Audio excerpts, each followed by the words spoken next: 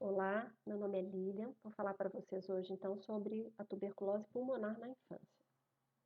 Então, a tuberculose é um problema importante em todo o mundo. A maioria dos casos são observados entre adultos jovens, né, adultos e adultos jovens de 15 a 44 anos. Nós temos um percentual pequeno de casos que ocorrem na infância, menores de 15 anos. O Brasil, ele tem uma epidemia concentrada em algumas populações, principalmente moradores de rua, indivíduos que vivem com HIV, nas prisões, né, e pessoas que convivem em aglomerados. Então, esses grupos devem ser prioritários no tratamento, na investigação. A maioria das pessoas que vão se infectar pelo bacilo da tuberculose não vão desenvolver a doença durante toda a sua vida. Cerca de 10% só dessas pessoas vão vir a adoecer. Metade delas vai adoecer 1 ano, no máximo 2 anos após esse contato, e a outra metade vai adoecer ao longo da vida. As crianças, em geral, elas adoecem logo após o contato. Então, elas estão nessa metade que vão adoecer 1 a 2 anos depois do contato. A imunidade do hospedeiro é o principal fator que vai estar relacionado à progressão da infecção para a doença. Então, no nosso caso, um grupo de risco importante são as crianças menores de 5 anos. Essas crianças, uma vez infectadas, elas têm uma chance grande de não conterem a doença e de virem a adoecer. Também os imunossuprimidos, os desnutridos, pacientes com HIV e com diabetes. As crianças que desenvolvem a tuberculose, então, vão fazer isso principalmente no ano que se segue ao contato, de maneira que identificar uma criança com tuberculose é um indicador de transmissão recente na comunidade. A criança, quando ela se infecta e adoece, a principal manifestação é a tuberculose pulmonar, na grande maioria dos casos, e dentre as manifestações extrapulmonares, a principal delas é a linfonodal, em seguida a tuberculose meninge, já no percentual bem menor de casos. Como que é a história natural da doença? Eu tenho geralmente um adulto, que é o transmissor, a criança ela é paucibacilar, então ela não transmite. O adulto transmissor, ele tem uma forma pulmonar ou laríngea, dessa forma ele vai eliminar bacilos para o ambiente, através da sua tosse, da fala e do espirro. E são esses aerossóis, essas gotículas que são eliminadas no ambiente, que vão ser responsáveis pela transmissão do bacilo para o contactante. Então, aqui a gente tem o caso Index, eliminando bacilos para o ambiente, alguns vão ficar levitantes, né, em amarelo, outros vão se depositar no solo e algumas partículas de médio calibre vão ser responsáveis, então, pela transmissão ao contactante. O contato, uma vez que ele inocula, né, que ele inspira esse bacilo chega até o pulmão, ele vai fazer uma reação primária, que é uma reação do organismo à presença do bacilo. Geralmente ela é subpleural e linfonodal. Na maioria dos casos, esses indivíduos vão então conter essa infecção e não vão vir a adoecer. Alguns, um percentual pequeno, vão vir a adoecer, seja logo após a infecção ou anos depois. Então, quando as crianças têm esse primeiro contato, e geralmente elas não conseguem conter a infecção, principalmente quando comparadas aos adultos, né? Quando elas vêm a adoecer, como que ocorre isso? Aquele bacilo no pulmão, ele pode se disseminar para outros órgãos através do sangue, cair no sangue, e por via hematogênica se disseminar o que a gente chama de tuberculose miliar, né? Para meninge, para ossos, para abdômen. Mas é mais comum até que ele se dissemine pelo próprio pulmão, por via endobrônquica ou broncogênica, através da destruição do parênquima e formação de necrose ali local. Para que a gente então faça o diagnóstico de uma criança que se infectou e que adoeceu de tuberculose e que tenha a manifestação pulmonar, que é o que nós vamos abordar aqui hoje, a gente precisa de várias informações, dados da história, do teste tuberculínico, dados clínicos e radiológicos. É possível fechar o diagnóstico com essas informações sem que a gente precise lançar mão da confirmação bacteriológica, mas sempre que possível a gente deve colher material para tentar confirmar sim a infecção. Mas ela não é necessária, essa confirmação não é necessária para a gente fechar o diagnóstico. Em relação à história de contato, é importante que a gente investigue nos últimos 2 anos a presença de contato com um adulto bacilífero, seja domiciliar, próximo ao domicílio, que tenha convivido com aquela criança. Isso é um fator muito positivo nos dados que a gente precisa colher para avaliar se aquela criança está realmente com tuberculose. Em relação ao teste tuberculínica, a gente vai fazer essa inoculação no braço da criança, né, de peptídeos da micobactéria. e cerca de 48 a 72 horas depois a gente vai fazer essa leitura da lesão que surge no braço da criança. A gente delimita a lesão indurada, a área elevada, com uma caneta e medimos essa região. Se essa região é maior ou igual a 5 milímetros, significa que é um teste positivo, que vai nos indicar que aquela criança está infectada. Não que ela está doente, mas que ela se infectou realmente. Em relação às manifestações clínicas e radiológicas, eu queria destacar para vocês, esse artigo mostra bem que as crianças geralmente elas são pouco sintomáticas, principalmente quando comparadas aos adultos.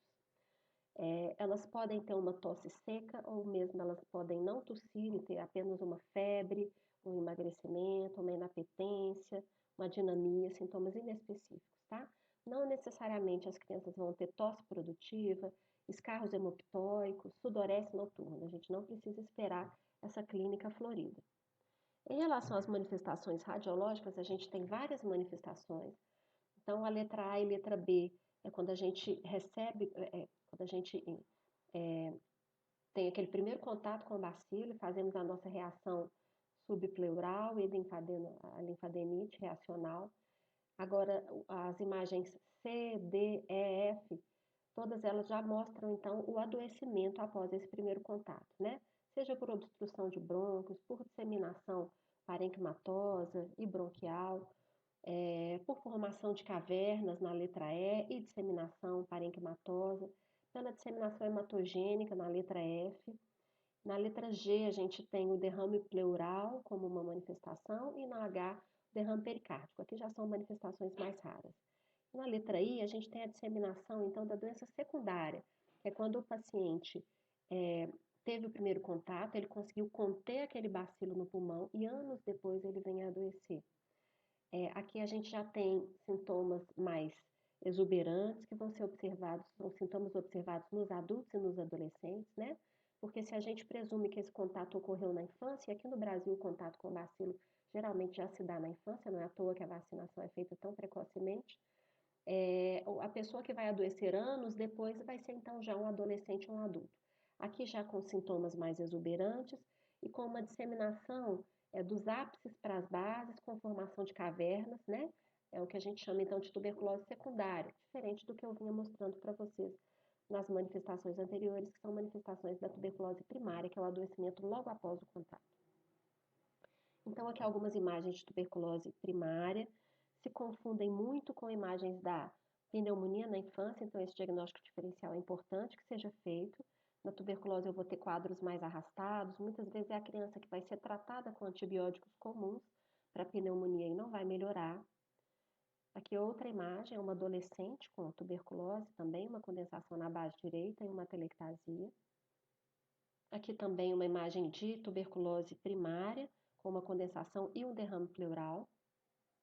E aqui a imagem da tuberculose secundária, bem diferente, né? Com formação de cavernas, com infiltrado difuso bilateral, se disseminando dos ápices para as bases. Para que a gente faça o diagnóstico, gente, então é importante que a gente lance essas informações prévias, informação de contato, o PPD, as manifestações clínicas e radiológicas e o estado nutricional da criança. Esses dados devem ser lançados, então, na tabela de diagnóstico, que está no manual de tratamento da tuberculose do Ministério da Saúde, que é um material enviado para vocês. E nessa tabela a gente vai pontuar todas essas variáveis. E se essa criança tem 45 pontos ou mais, 40 pontos ou mais, ela tem diagnóstico de tuberculose, 30 ou 35 pontos é um diagnóstico possível, eu posso tratá-la ainda.